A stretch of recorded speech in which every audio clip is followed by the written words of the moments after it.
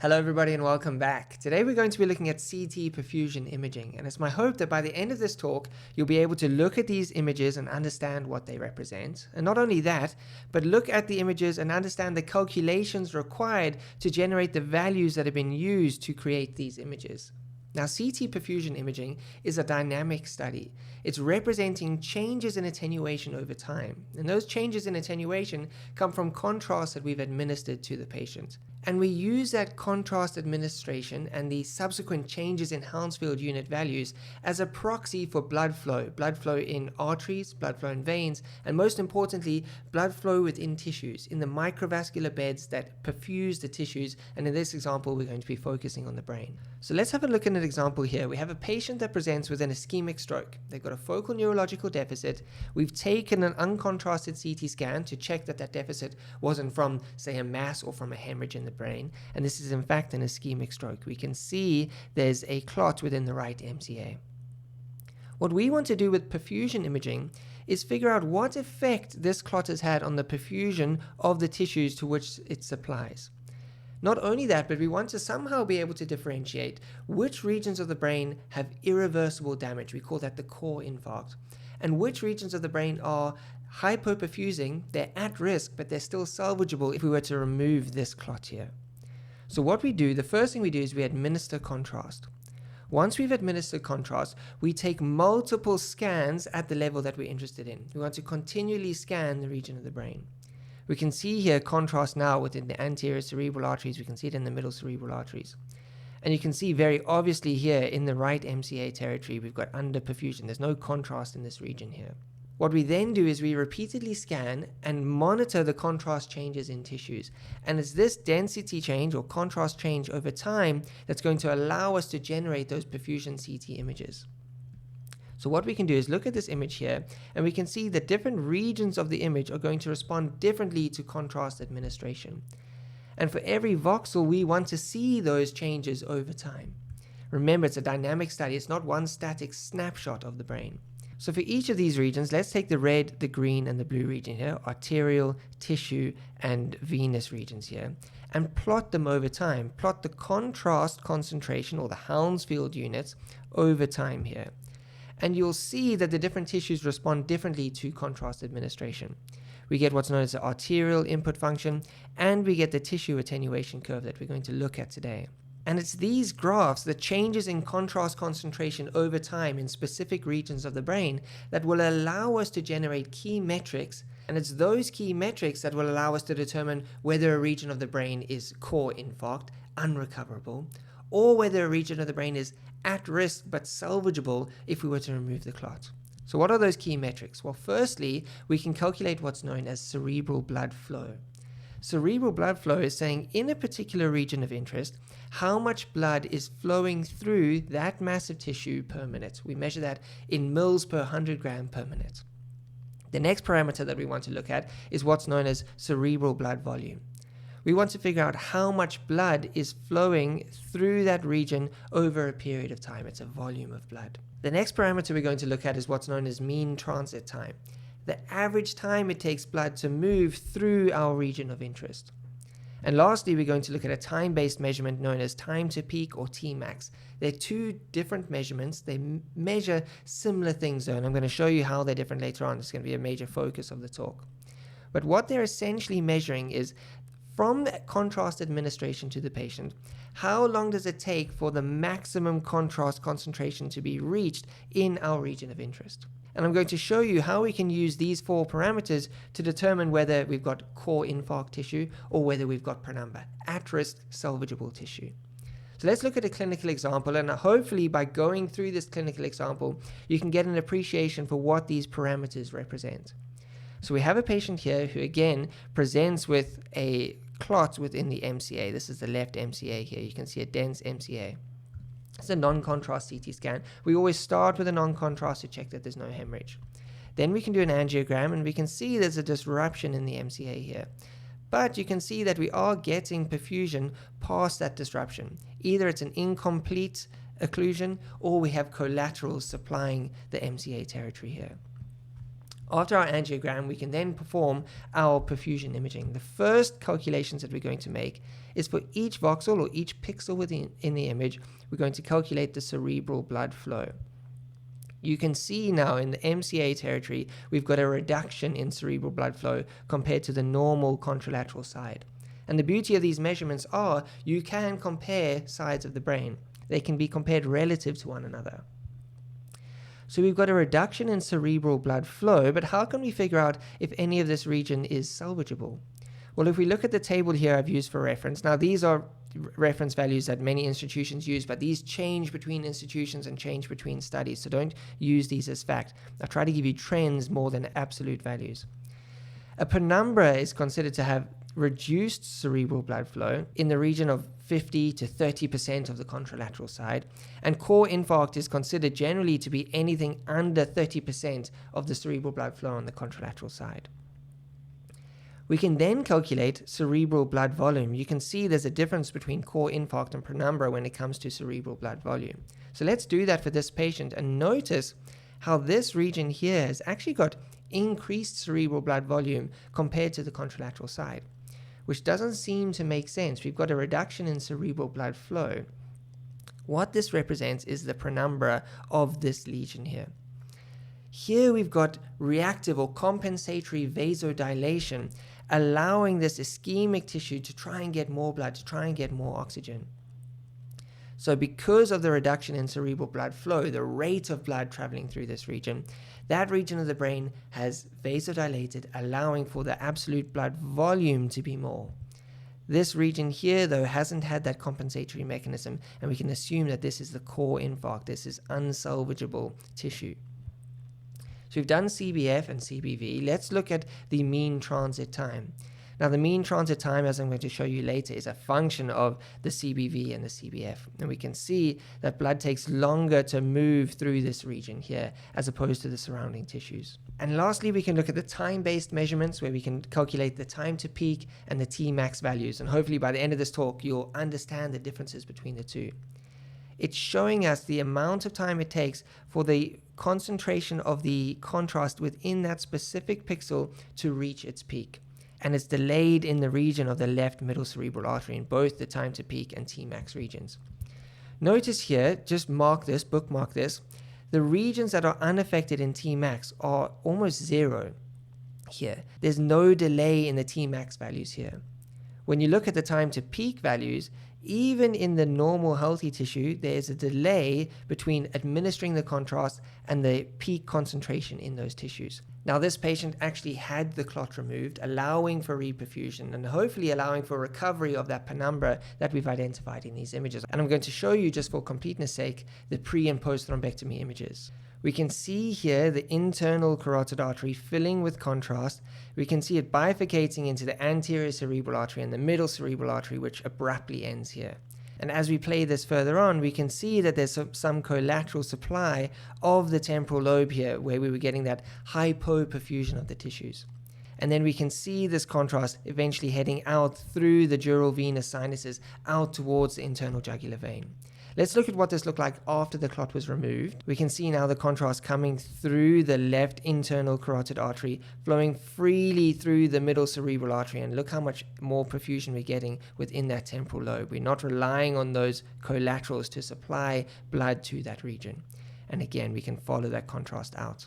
So it was the perfusion imaging that allowed us to see, actually, wait, we've got salvageable tissue here. This patient will benefit from a mechanical thrombectomy. Well, how then do we go about generating these parameters here and ultimately creating the images that we've seen in that clinical example?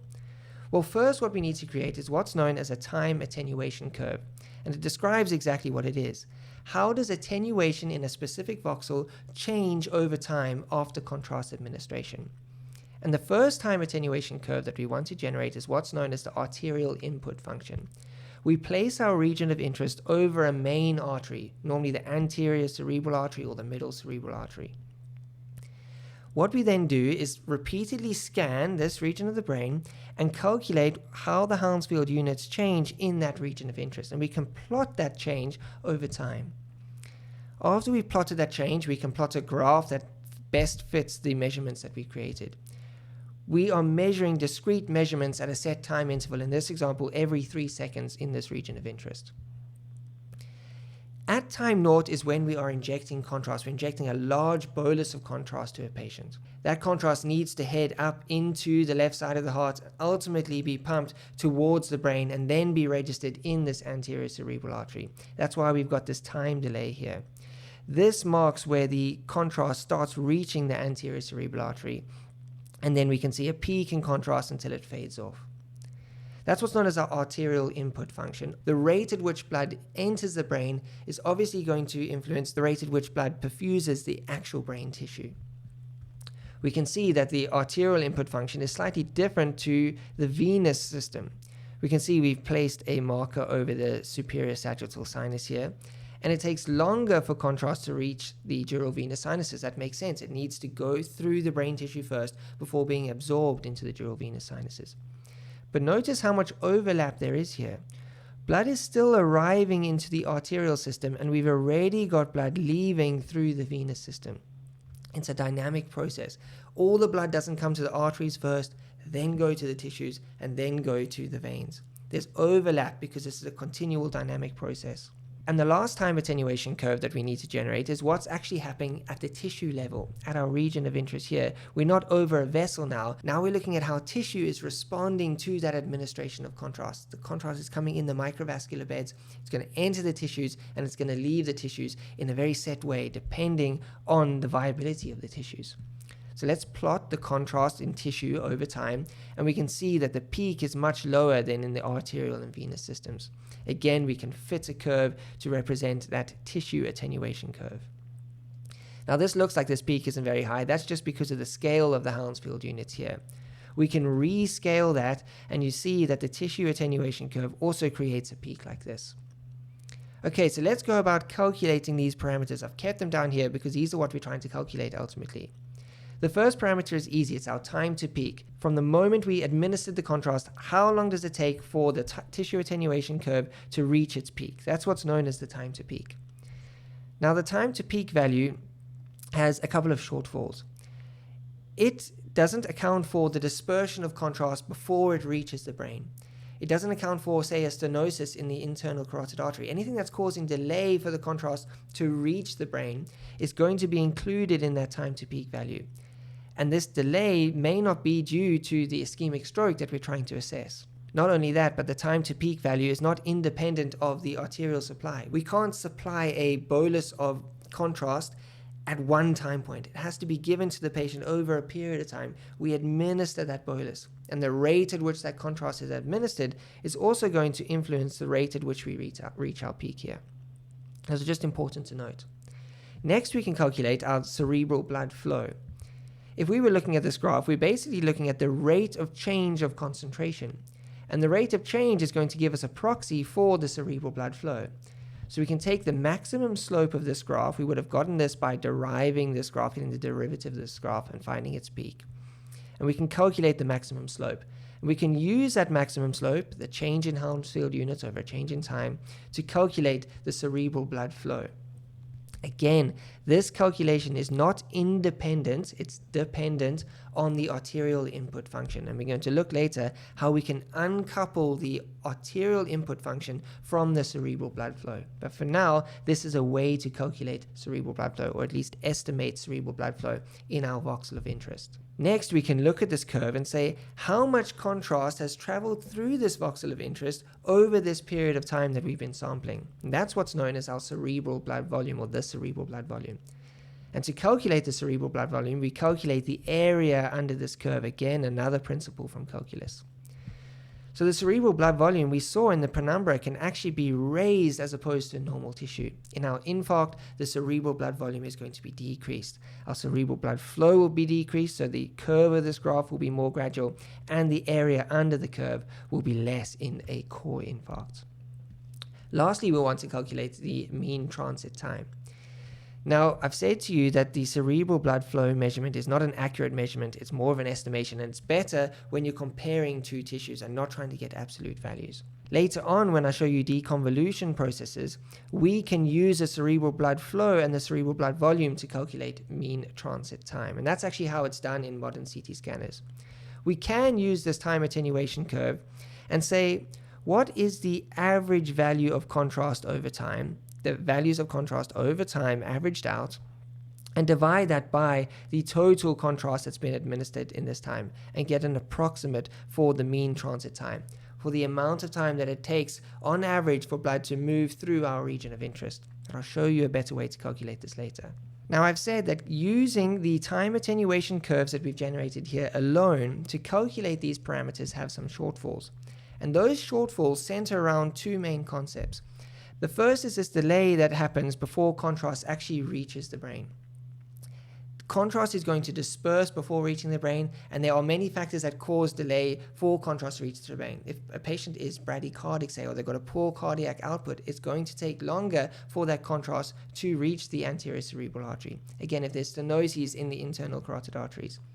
We can't at the moment have a tissue attenuation curve that's independent of our arterial input function as well. So let me place that arterial input function over this graph.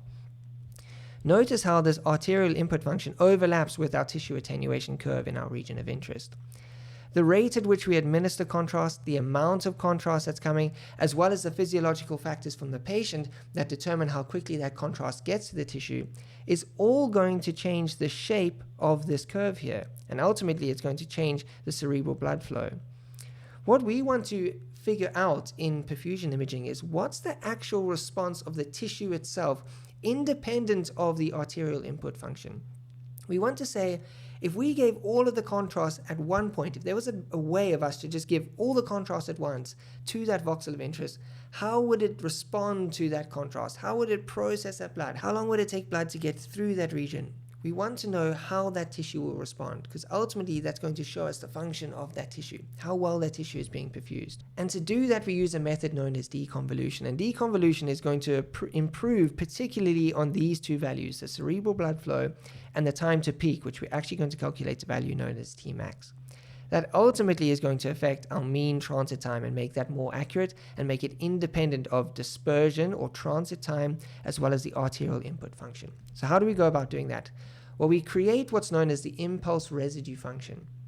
The impulse residue function says, how would the tissue respond independently of the arterial input function? So we have the arterial input function here. We say, what if we took all that contrast and administered it in one go at time 0? We accounted for that delay that it took to get to the anterior cerebral artery. We want to say, how would the tissue react to contrast at one point? We create what's known as a fraction of contrast in the tissue. We say all of the contrast has reached the tissue. How then does that contrast leave the tissue over the period of time that we're measuring? This is what's known as the tissue response. It's the impulse residue function. And this is what we're actually going to try and calculate. And if we manage to calculate this, we'll get a much more accurate calculation of cerebral blood flow. Now, we can't physically measure this because that's not actually happening in the patient. We need to mathematically model this. So how then do we model the impulse residue function and calculate the cerebral blood flow? Well, we use this equation. I'm going to take you through this equation step by step and show you how we go about calculating the cerebral blood flow and the impulse residue function. This here is our tissue attenuation curve, how the tissue has responded to the bolus of contrast that was given clinically at the rates that we gave it. This is our arterial input function, how contrast changed in the anterior cerebral artery in our example. If we convolute, this means convolution here, if we convolute the arterial input function and our impulse residue function and scale it by the scalar value of cerebral blood flow, we will get the measured tissue attenuation curve that we've been plotting with the green line. Don't worry if that doesn't make sense. We're going to go through this step by step. So in this equation, we have two known measurements. We've measured these values. The impulse residue function we haven't been able to calculate, that's an unknown, and the cerebral blood flow scalar value is an unknown variable. Now, when we were measuring these values, they were discrete values. We were measuring at set points in time, in our example, every 3 seconds. What we can do is we can take those discrete values over time and put them in an array. Putting them in an array is what's known as discretizing the values. We haven't got continuous values with that line of best fit. We're taking the actual discrete values. And we can rejig this formula to create a second formula. This is our values measured over time in the tissue of interest, and that's equal to a matrix that we've created out of the arterial input function. We've got two unknowns here. We want to combine the cerebral blood flow and our impulse residue function and calculate for them as a whole. We can't calculate two unknown variables in this equation yet. So what we do is this array that we create is what's known as a tuplets matrix. We take the arterial input function and we convert it into a matrix that has the convolution function baked into it. I've mentioned this here because those of you who are interested can go and read about this further. It's outside the scope of this talk. But the way in which we arrange this array, we create it purely out of the arterial input function, but the diagonal values in this array remain the same in the bottom left-hand side of our array. In the top right-hand side of our array, we have 0 values. This allows us to deconvolute or to take the arterial input function out of the impulse residue function. We then can combine the cerebral blood flow and the impulse residue function into a function known as H. Now the mathematics isn't important here, understanding what we're doing is, and we're going to get to what we're actually doing. Now we can isolate H using this equation. Again, this looks complicated, but what we've done here is we've applied what's known as a singular value decomposition. This equation here is very sensitive to subtle changes, and those subtle changes get propagated throughout the equation. And what we want to do is create a threshold value, and values underneath that threshold we're not going to include. That prevents noise and things like that in our image from being propagated through the data and giving us inaccurate measurements. We only want values that are above a certain threshold to be included in this equation. That's what we're doing here. We're also deconvoluting this arterial input function away from this H function that we're trying to isolate. We're essentially moving the arterial input function to the other side of the equation here. This is just our discretized values of our tissue attenuation curve here. H then can be plotted as a function over time. We say H over time equals the scalar value of cerebral blood flow multiplied by the impulse residue function. Now what are we calculating here? The impulse residue function is how each tissue responds to that theoretical immediate bolus of contrast. Cerebral blood flow shows us how blood is moving through that region of interest. This equation is the most important equation when it comes to the deconvolution method in calculating the parameters that we use for perfusion imaging. It's what's known as the tissue residue function. It describes how the tissues respond to a bolus of contrast. And we can plot that tissue residue function over time. Now I showed you what the impulse residue function looked like. It looked like this. If all of the contrast arrived immediately at our voxel at the time that we were injecting the contrast, how would that voxel respond? Obviously, the contrast doesn't arrive immediately at the voxel. It has to be in the artery first. It has to make its way to the voxel. This scalar value, the cerebral blood flow value, describes the dynamics of the blood, how the blood is flowing towards that voxel. We can scale this input residue function that we've got here by the dot product of the cerebral blood flow, and that's going to change our graph here. We're now plotting the tissue residue function. We're now plotting H of t over time here, and we're getting values that are mils per 100 grams per minute. We're getting cerebral blood flow values. So it goes without saying that our max cerebral blood flow is here. That's going to be the max of H of t, the max of the tissue residue function. We can now take this cerebral blood flow value and use it to calculate our mean transit time, an accurate mean transit time that's independent of delay from contrast administration to contrast reaching the voxel, and it's independent of the arterial input function. We simply take the cerebral blood volume, the area under curve of the initial tissue attenuation curve that we drew, and we divide that by the cerebral blood flow. We take the total volume of blood and divide it by the rate at which blood is moving through that tissue, and we get the mean time that it takes for blood to move through that tissue. We can also calculate the Tmax here, the time at which this function reaches its maximum. So when we reach the max, the CBF here, we get a time that's known as Tmax. Now, generally speaking, we can use Tmax value cutoffs of 6 seconds as being under 6 seconds, generally considered as normal. Above 6 seconds, that tissue is now vulnerable tissue. It's either penumbra or core infarct. Some institutions or some papers use above 8 or above 10 seconds as a value for core infarct, but that changes between places. So we've now calculated much more accurate measurements of cerebral blood flow, mean transit time, and Tmax. It might be useful to think of the differences of the non-deconvolution methods and the deconvolution methods for calculating these parameters as traffic heading out into a suburb. We think that of the brain as multiple pathways that blood can get to the different regions of the brain. Same as if we're driving into a local suburb that's contained. Either we can let cars come in one by one as if we're giving contrast. Those cars can either turn off before going to the suburb. They might not go to their home. They might go to the shops first and then go to their home. But every car that's going into that suburb is going to go to every house within the suburb.